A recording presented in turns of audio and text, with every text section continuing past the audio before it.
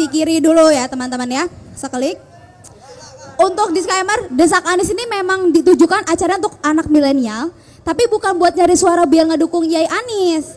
Makanya Yai kalau Yai perhatiin di sebelah kiri ada yang pakai kaos Ganjar Pranowo Yai. Kita undang ke depan ya Yai, Mas bersedia nanya? Oke.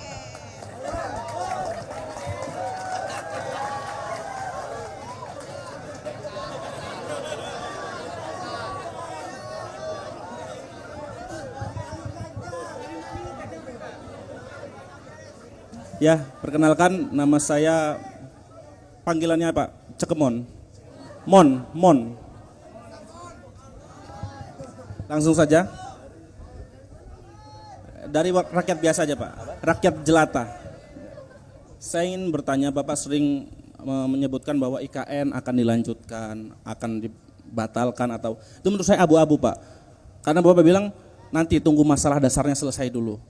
Nah, Pak, di Lampung ini ada contoh konkret Pak, Kota Baru di sana 15 menit dari sini mangkrak.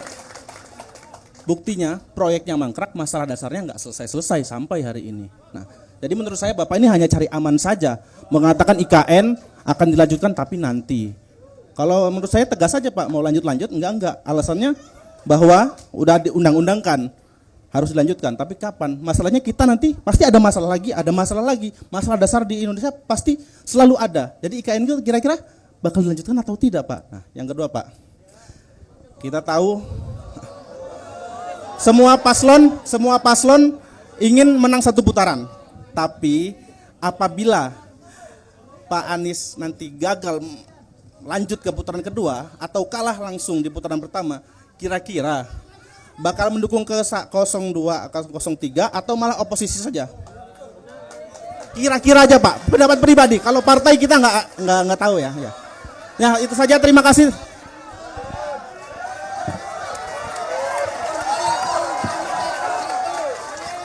Ya, ini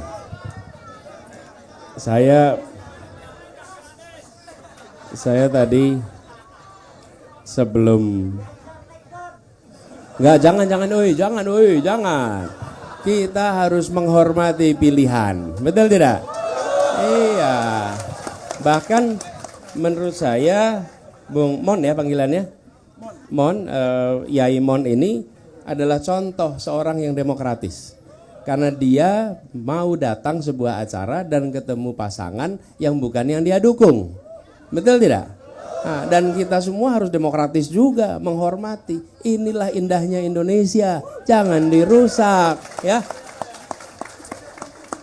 Ya, nah, saya mau sampaikan begini.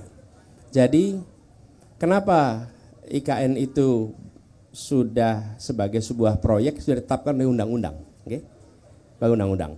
Nah, saya melihat pertanyaan paling mendasar, siapa yang akan menggunakan IKN itu? Yang akan menggunakan adalah aparatur negara. Aparatur negara.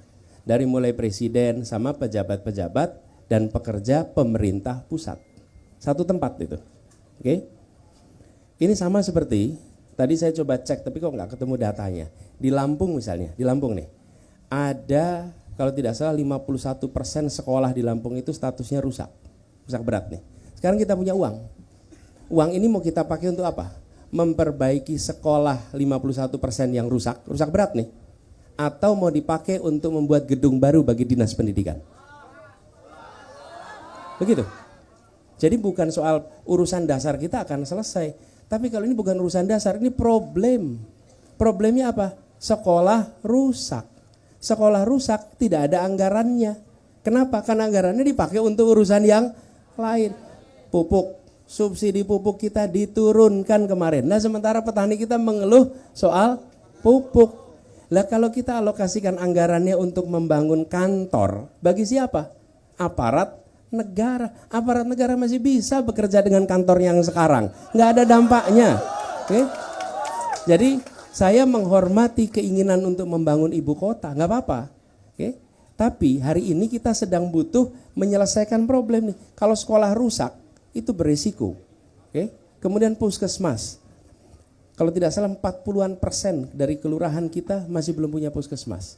Kita mau bangun mana? Mau bangun Kementerian Kesehatan yang bagus di Nusantara atau mau bangun puskesmas di seluruh Indonesia? Itu persoalannya Bung Mon. Jadi ini menjadi persoalan yang sudah jadi politis. Kalau politis apa? Pokoknya kalau saya mendukung si A, maka programnya saya harus dukung. Menurut saya harus objektif.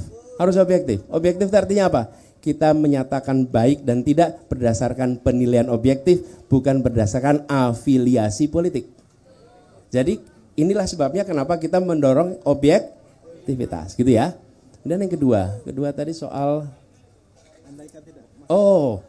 saya tidak pernah berencana untuk menang 1 putaran. Oke, kami memang selalu berencana untuk 2 putaran. Dan insya Allah kita masuk ke putaran kedua. Jadi memang betul kami nggak pernah. Saya coba cek. Saya selalu mengatakan bahwa yang penting masuk putaran kedua. Kenapa? Karena kami udah pengalaman. Kalau banyak orang lain pilkada itu cuma 1 putaran. Hanya Jakarta yang pilkadanya 2 putaran. Jadi kalau saya ditanya, saya mindsetnya memang mindset 2 putaran, nggak pernah 1 putaran. Dari dulu. Dan lebih baik nih saya mau tanya nih, surveinya selalu nomor berapa kita? Saya nomor 3. Saya tanya, nih di ruangan ini yang pernah disurvei, acungkan tangan, pernah disurvei? Enggak pernah, Anda 1. Lumayan lah, kapan waktu itu?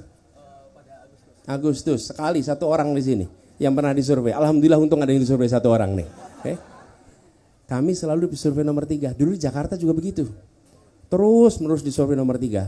Pas pilkada, nomor 2 dulu. Yang penting nomor 2 dulu. Habis itu baru 1. Gitulah kira-kira. Insya Allah menang. Oke. Kita beri tepuk tangan untuk Yai Mon ini. Makasih. Oke, luar biasa memang. Yai Mon kalau nanti berubah pikiran gak usah diumumkan.